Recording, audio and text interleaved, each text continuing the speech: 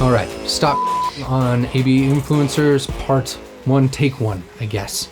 Yo, Ryan O, behavior analyst and creator, all things behavior analysis. We nerd out on psychology here, and I wanted to provide you with a few words on how I foresee ABA influencers, the world of ABA influencers, and provide a few useful resources, hopefully. So first, influencer as a term.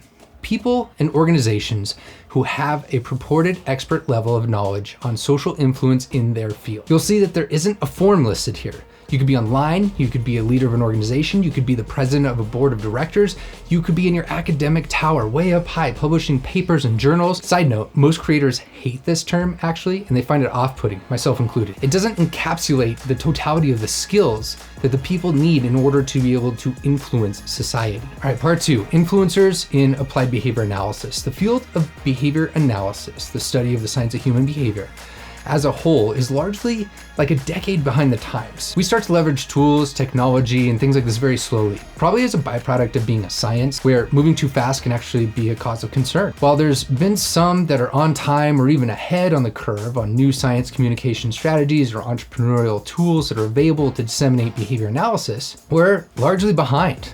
I mean, look at the uptick of podcasts in the last few years compared to the first wave of podcasts that the world has come to know. We're talking a decade between the two. So while our field is growing rapidly and we're seeing more ABA influencers attempt to offer value and build communities, we're likely only seeing the very beginning, or at least we're likely to see far more. The combination of how it used to be that I described in part 1, these previous systems of influence upon the field, and that second point, that these ABA influencers are causing issues in the status quo. That is how people get their information, how frequently, from whom, are all changing for better or worse. If you're within the traditional systems, it may be time to collaborate and bring talent on that understands the other side. And if you're creating online without the knowledge of the traditional generation, or the people before us, you may be missing things like key context, the history of the field, etc. Collaboration amongst these two is key, and that's what I try to do here on my channel. As an example of my recent collaboration with St. Cloud University is just that.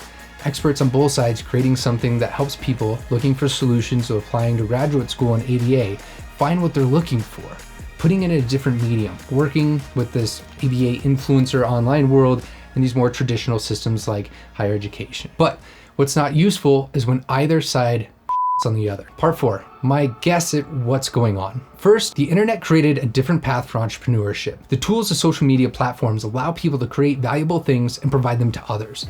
This may be a primarily useful thing, like a standalone video on this channel, for example, in which I describe some sort of concept or resource. Or it could be secondary content, like the quick video I shared the other day on the conference that we're hosting in June. It doesn't directly provide value, but it's pointing you to things that are valuable, potentially, based on your interests. The point is that it's a path for entrepreneurs or hobbyists that want to share information to the world. The second is that the information age brought upon us too much information. In short, society went from information being almost completely shared only in these fireside chats or grunts to the clickbait, overly stimulated world that we live within today. And this is where influencers have come in as a solution to the cultural issues of having too much to consume. They point what to look at. That can be through creating something like a video. That could be curating something like pointing what resources to look at, or through creating community engagement opportunities like the member meetups that I offer here on this channel. I share this to clearly point out the 3 C's.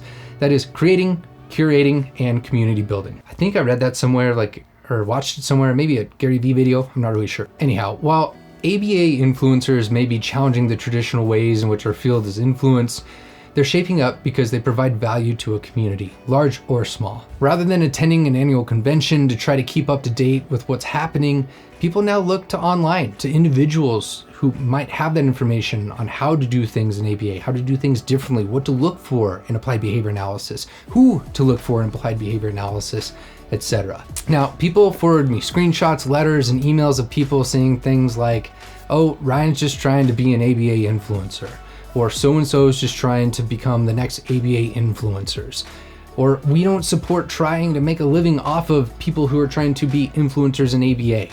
And it's sickening, quite honestly. Offering the world something of value such as behavior analysis, knowledge of behavior analysis should be supported by any behavior analyst out there. If you're against it, then fine, do you. But don't on people who are trying to figure out a way to use the current tools of today's society and make behavior analysis relevant. Stop on ABA influencers.